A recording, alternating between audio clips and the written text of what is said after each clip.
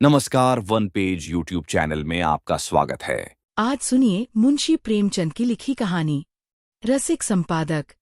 नवरस के संपादक पंच चोखेलाल शर्मा की धर्मपत्नी का जब से देहांत हुआ है, आपको स्त्रियों से विशेष अनुराग हो गया है और रसिकता की मात्रा भी कुछ बढ़ गई है। पुरुषों के अच्छे अच्छे लेख रद्दी में डाल दिए जाते हैं, पर देवियों के लेख कैसे भी हों, तुरंत स्वीकार कर लिए जाते हैं और बहुधा लेख की रसीद के साथ लेख की प्रशंसा कुछ इन शब्दों में की जाती है। आपका लेख पढ़कर दिल थाम कर रह गया, अतीत जीवन आंखों के सामने मूर्तिमान हो गया, अथवा आपके भाव साहित्य सागर के उज्जवल रत्न हैं, जिनकी चमक कभी कम न होगी। और कविताएं तो हृदय की हिलोरें, विश्ववीणा की अमर तान, अनंत की मधुर वेदना, निशा का नीरव गान होती थी। प्रशंसा के साथ दर्शन की उत्कट अभिलाषा भी प्रकट की जाती थी। यदि आप कभी इधर से गुजरे तो मुझे न भूलिएगा। जिसने ऐसी कविता की सृष्टि की है, उसके दर्शन का सौभाग्य मुझे मिला तो अपने को धन्य मानूंगा। लेखिकाएं अनुरागमय प्रोत्साहन से भरे हुए पत्र पाकर फूली न समाती। जो लेख अभागे भिक्षुक की भांति कितने ही पत्र पत्रिकाओं के द्वार से निराश लौट आए थे, उनका यहाँ इतना आदर। पहली बार ही ऐसा संपादक जन्मा है जो गुणों का पारखी है, और सभी संपादक अहमन्य हैं, अपने आगे किसी को समझते ही नहीं हैं। जरासी संपादकी क्या मिल गई, मानो कोई राज्य मिल गया। संपादकों को कहीं सरकारी पद मिल जाए तो अंधेर मचा दें। वह तो कहो कि सरकार इन्हें पूछती नहीं। उसने बहुत अच्छा किया जो ऑर्डिनेंस पास कर दिए। और स्त्रियों से द्वेष करो, यह उसी का दंड है। यह भी संपादक ही हैं, कोई घास नहीं छीलते, और संपादक भी एक जगत विख्यात पत्र के। नवरस सब पत्रों में राजा है। चोखेलाल जी के पत्र की ग्राहक संख्या बड़े वेग से बढ़ने लगी। हर डाक से धन्यवादों की एक बाढ़ सी आ जाती और लेखिकाओं में उनकी पूजा होने लगी। ब्याह, गौना, मुंडन, छेदन, जन्म, मरण के समाचार आने लगे। कोई आशीर्वाद मांगती, कोई उनके मुख से सांत्वना के 2 शब्द सुनने की अभिलाषा करती, कोई उनसे घरेलू संकटों में परामर्श पूछती, और महीने में 10-5 महिलाएं उन्हें दर्शन भी दे जाती। शर्मा जी उनकी अवाई का तार या पत्र पाते ही स्टेशन पर जाकर उनका स्वागत करते, बड़े आग्रह से उन्हें एकाध दिन ठहराते, उनकी खूब खातिर करते। सिनेमा के फ्री पास मिले हुए थे ही खूब सिनेमा दिखाते। महिलाएं उनके सद्भाव से मुग्ध होकर विदा होती। मशहूर तो यहाँ तक कि शर्मा जी का कई लेखिकाओं से बहुत ही घनिष्ठ संबंध हो गया है, लेकिन इस विषय में हम निश्चयपूर्वक कुछ नहीं कह सकते। हम तो इतना ही जानते हैं कि जो देवियां एक बार यहाँ आ जाती, वह शर्मा जी की अनन्य भक्त हो जाती। बेचारा साहित्य की कुटिया का तपस्वी है, अपने विधुर जीवन की निराशाओं को अपने अंतःस्थल में संचित रखकर मूक वेदना में प्रेम माधुर्य का रसपान कर रहा है। संपादक जी के जीवन में जो कमी आ गई थी, उसकी कुछ पूर्ति करना महिलाओं ने अपना धर्मसा मान लिया। उनके भरे हुए भंडार में से अगर एक क्षुधित प्राणी को थोड़ी सी मिठाई दी जा सके तो उससे भंडार की शोभा ही है। कोई देवी पार्सल से अचार भेज देती, कोई लड्डू, एक ने पूजा का ऊनी आसन अपने हाथों बनाकर भेज दिया। एक देवी महीने में एक बार आकर उनके कपड़ों की मरम्मत कर देती थी। दूसरी देवी महीने में 2-3 बार आकर उन्हें अच्छी अच्छी चीजें बनाकर खिला जाती थी। अब वह किसी एक के न होकर सबके हो गए थे। स्त्रियों के अधिकारों का उनसे बड़ा रक्षक शायद ही कोई मिले। पुरुषों से तो शर्मा जी को हमेशा तीव्र आलोचना ही मिलती थी। श्रद्धा में सहानुभूति का आनंद तो उन्होंने स्त्रियों ही में पाया। एक दिन संपादक जी को एक ऐसी कविता मिली जिसमें लेखिका ने अपने उग्र प्रेम का रूप दिखाया था। अन्य संपादक उसे अश्लील कहते, लेकिन चोखेलाल इधर बहुत उदार हो गए थे। कविता इतने सुंदर अक्षरों में लिखी थी, लेखिका का नाम इतना मोहक था कि संपादक जी के सामने उसका एक कल्पनाचित्र सा आकर खड़ा हो गया। भावुक प्रकृति, कोमल गाथ, याचनाभरे नेत्र, बिंबधर, चंपई रंग, अंग अंग में चपलता भरी हुई, पहले गोंद की तरह शुष्क और कठोर, आर्द्र होते ही चिपक जाने वाली। उन्होंने कविता को 2-3 बार पढ़ा और हर बार उनके मन में सनसनी दौड़ी। क्या तुम समझते हो मुझे छोड़कर भाग जाओगे? भाग सकोगे? मैं तुम्हारे गले में हाथ डाल दूंगी। मैं तुम्हारी कमर में करपाश कस दूंगी। मैं तुम्हारा पांव पकड़कर रोक लूंगी, तब उस पर सिर रख दूंगी। क्या तुम समझते हो मुझे छोड़कर भाग जाओगे? छोड़ सकोगे? मैं तुम्हारे अधरों पर अपने कपोल चिपका दूंगी। उस प्याले में जो मादक सुधा है, उसे पीकर तुम मस्त हो जाओगे और मेरे पैरों पर सिर रख दोगे।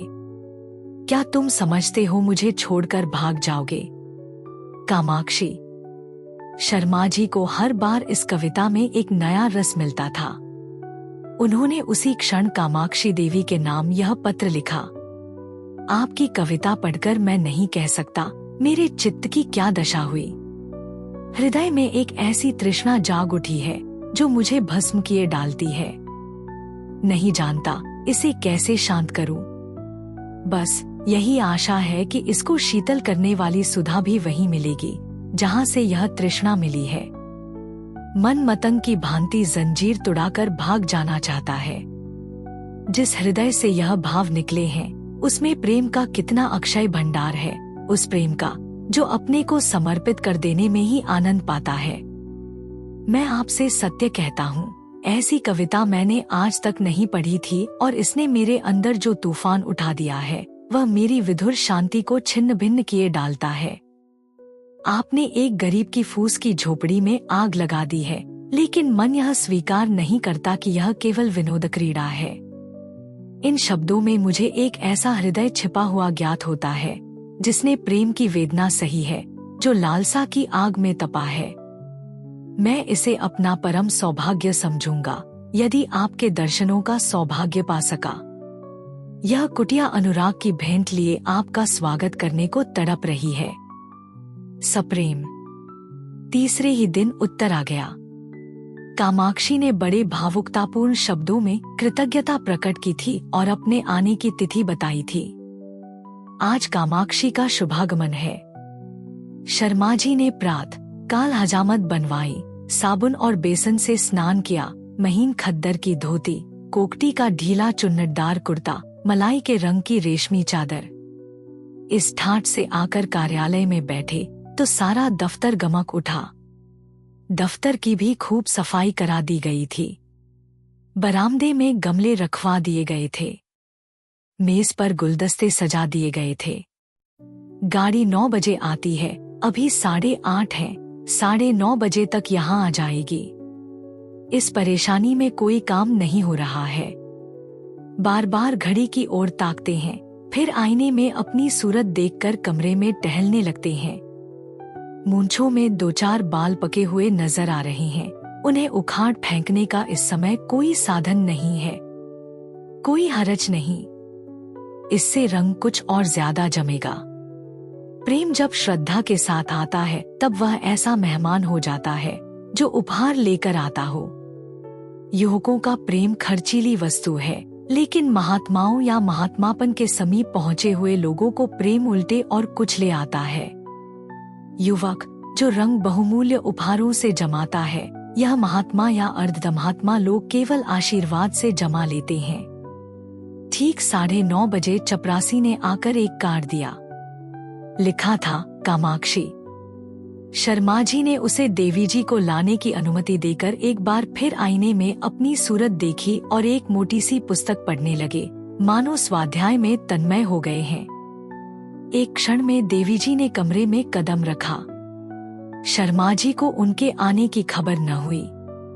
देवी जी डरते डरते समीप आ गईं। तब शर्मा जी ने चौंक कर सिर उठाया, मानो समाधि से जाग पड़े हों, और खड़े होकर देवी जी का स्वागत किया, मगर यह वह मूर्ति न थी जिसकी उन्होंने कल्पना कर रखी थी। एक काली, मोटी, अधेड़, चंचल औरत थी जो शर्मा जी को इस तरह घूर रही थी मानो उन्हें पी जाएगी। शर्मा जी का सारा उत्साह, सारा अनुराग ठंडा पड़ गया। वह सारी मन की मिठाइयाँ जो वह महीनों से खा रहे थे, पेट में शूल की भांति चुभने लगी। कुछ कहते सुनते न बना। केवल इतना बोले, संपादकों का जीवन बिल्कुल पशुओं का जीवन है। सिर उठाने का समय नहीं मिलता। उस पर कार्याधिक्य से इधर मेरा स्वास्थ्य भी बिगड़ रहा है। रात ही से सिरदर्द से बेचैन हूँ। आपकी क्या खातिर करूं? कामाक्षी देवी के हाथ में एक बड़ा सा पुलिंदा था। उसे मेज पर पटक कर रुमाल से मुंह पोंछकर मृदु स्वर में बोली, यह आपने तो बड़ी बुरी खबर सुनाई। मैं तो एक सहेली से मिलने जा रही थी। सोचा रास्ते में आपके दर्शन करती चलूं, लेकिन जब आपका स्वास्थ्य ठीक नहीं है तो मुझे यहाँ कुछ दिन रहकर आपका स्वास्थ्य सुधारना पड़ेगा। मैं आपके संपादन कार्य में भी आपकी मदद करूंगी। आपका स्वास्थ्य स्त्री जाति के लिए बड़े महत्व की वस्तु है। आपको इस दशा में छोड़कर मैं अब जा नहीं सकती। शर्मा जी को ऐसा जान पड़ा जैसे उनका रक्त प्रवाह रुक गया है, नाड़ी छूटी जा रही है। उस चुड़ैल के साथ रहकर तो जीवन ही नरक हो जाएगा। चली है कविता करने, और कविता भी कैसी? अश्लीलता में डूबी हुई। अश्लील तो है ही, बिल्कुल सड़ी हुई, गंदी। एक सुंदरी युवती की कलम से वह कविता कामबाण थी। इस डाइन की कलम से तो वह परनाले का कीचड़ है। मैं कहता हूँ, इसे ऐसी कविता लिखने का अधिकार ही क्या है? यह क्यों ऐसी कविता लिखती है? क्यों नहीं किसी कोने में बैठकर राम भजन करती? आप पूछती है मुझे छोड़कर भाग सकोगे? मैं कहता हूँ, आपके पास कोई आएगा ही क्यों? दूर से ही देखकर न लंबा हो जाएगा। कविता क्या है जिसका न सिर न पैर, मात्राओं तक का इसे ज्ञान नहीं है, और कविता करती है। कविता अगर इस काया में निवास कर सकती है तो फिर गधा भी गा सकता है, ऊंट भी नाच सकता है। इस रान को इतना भी नहीं मालूम कि कविता करने के लिए रूप और यौवन चाहिए, नजाकत चाहिए, नफासत चाहिए। भूतनी सी तो आपकी सूरत है, रात को कोई देख ले तो डर जाए, और आप उत्तेजक कविता लिखती हैं। कोई कितना ही क्षुधातुर हो तो क्या गोबर खा लेगा?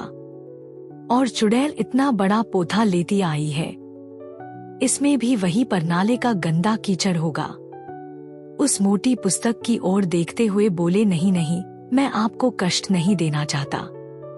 वह ऐसी कोई बात नहीं है। 2-4 दिन के विश्राम से ठीक हो जाएगा। आपकी सहेली आपकी प्रतीक्षा करती होगी। आप तो महाशय जी संकोच कर रहे हैं। मैं 10-5 दिन के बाद भी चली जाऊंगी तो कोई हानि न होगी। इसकी कोई आवश्यकता नहीं है देवी जी। आपके मुंह पर तो आपकी प्रशंसा करना खुशामद होगी, पर जो सज्जनता मैंने आप में देखी वह कहीं नहीं पाई। आप पहले महानुभाव हैं जिन्होंने मेरी रचना का आदर किया, नहीं तो मैं निराश ही हो चुकी थी। आपके प्रोत्साहन का यह शुभ फल है कि मैंने इतनी कविताएं रच डाली। आप इनमें से जो चाहे रख लें।